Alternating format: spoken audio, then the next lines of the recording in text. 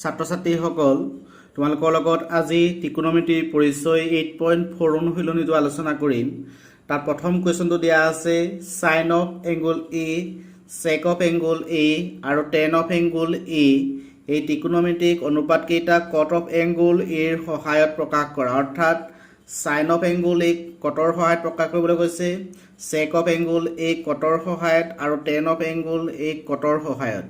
এইকেইটাক প্ৰকাশ কৰিবলৈ যোৱাৰ আগতে তোমালোকৰ যি তিনিটা মূল সূত্ৰ আছিল অভেদ আছিল সেইকেইটা সকলোৱে গম পাব লাগিব। সেইকেইটা হৈছে number 1 sin square A plus cos square A equal to 1, number 2 sec square A minus tan square A equal to 1, number 3 cosec square A minus cot square A equal to 1। ইয়াৰ উপৰি তোমালোকে পাইছিলা tan of A সমান 1 by cot A আৰু cot A সমান 1 by tan A, দুইটা সম্পূৰ্ণ এটা আনটোৰ বিপৰীত। sin of A সমান 1 by cosec of A আৰু cosec of A সমান 1 by sin of A। Next পাইছিলা cos of A সমান 1 by sec of A, sec of A সমান 1 by cos of A, আৰু এটা পাইছিলা tan of A সমান sin of A by cos of A। এতিয়া আমাক sin of কনভাৰ্ট কৰিব লাগিব cot A, sec of A convert কৰিব লাগিব cot of A আৰু tan of A কনভাৰ্ট কৰিব লাগিব cot of A। গতিকে sin of cot লৈ কনভাৰ্ট কৰিবৰ কাৰণে আমি চাব লাগিব cot থকা ফৰ্মুলা কেইটা। cot থকা ফৰ্মুলা হৈছে এটা এইটো, ইয়াত cot আছে 1 আৰু 2 cot নাই। তাৰপিছত cot থকা ফৰ্মুলা হৈছে 4টো, 6ত cot নাই, 5ত cot নাই, কিন্তু 3 নম্বৰ ফৰ্মুলাটোত cosec আৰু cot আছে। গতিকে cosec থকা ফৰ্মুলা হৈছে আমাৰ এইটো। গতিকে আমি sin A প্ৰথমতে cosecৰ সহায়ত ৰূপান্তৰ কৰি ল'ম। গতিকে আমি প্ৰথমতে লিখিম sin of A is equal 1 by cosec of A, cosec of A। তাৰপিছত ইয়াৰ পৰা আমি cosecক cotলৈ কনভাৰ্ট কৰিব পাৰিম। cosec square A equal to হৈ যাব 1 plus cot square A আৰু cosec A হৈ যাব root over 1 plus cot square A। গতিকে cosec A জেগাত আমি বহুৱাই দিব পাৰিম root over 1 plus cot square A।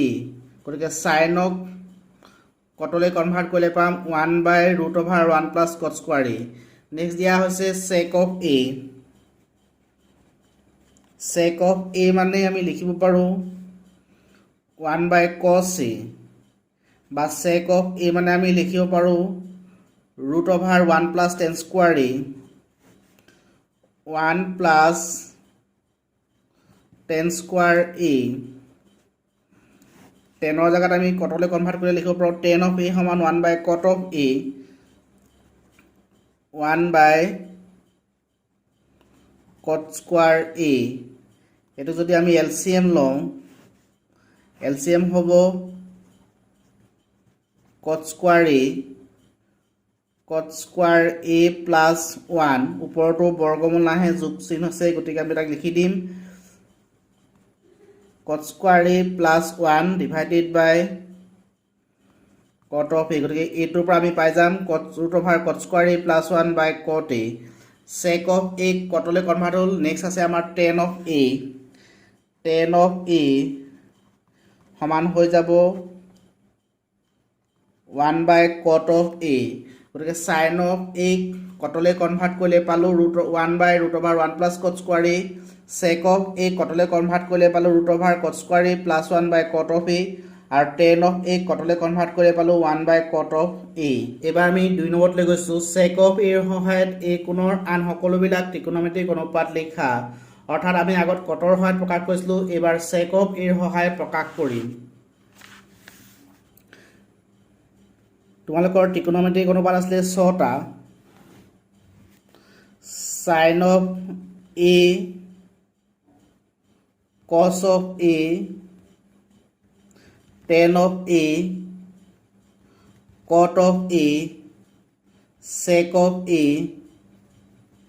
cosec of a আর সহায়ত sin of a cos of a tan of a cot of a আৰু cosec of a প্ৰকাশ কৰা গতিকে আমাৰ এই পাঁচটা ত্ৰিকোণমিতিক অনুপাতৰ একেবাৰে প্ৰথম সহজটো হৈছে cos of a গতিকে আমি cos of a লিখিব পাৰিম cos of a সমান 1/sec of a গতিকে cos of a কনভাৰ্ট হৈ গ'ল secলৈ তাৰ পৰা আমি প্ৰকাশ কৰিব পাৰিম tan of a মানে আছিলে √sec square a minus 1 গতিকে tan কনভাৰ্ট হৈ গ'ল তাৰপিছত আমাৰ cotটো যেটো tan ৰ বিপৰীত গতিকে cot of a সমান 1/tan of a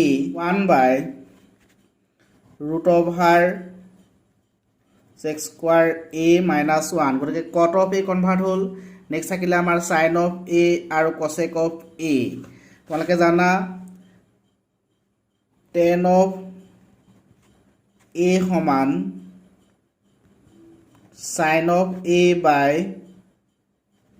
cos of a tan of a আমি কনভাৰ্ট কৰিছিলোঁ secলৈ √sec square a minus 1 তাৰপিছত sin of a এইটো থক যেটো আমি sin of a ৰূপান্তৰ কৰি গৈ আছো cos of a মানে 1/sec of a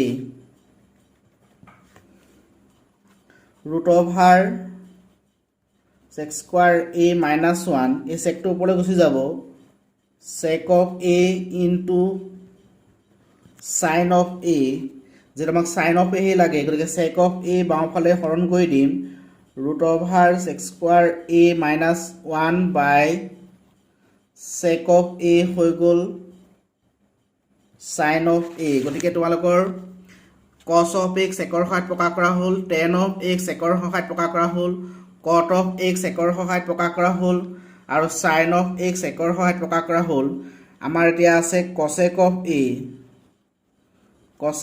a মানে আছিলে 1/sin of a গতিকে 1/sin of a মানে পাইছিলোঁ √sec square a minus 1/sec a এইটো ওপৰলৈ গুচি গ'লে পাই যাম sec of a by √sec square a minus 1 গতিকে তোমালোকৰ sin cos tan cot আৰু cosec প্ৰকাশ কৰা হ'ল sec of a ৰ সহায়ত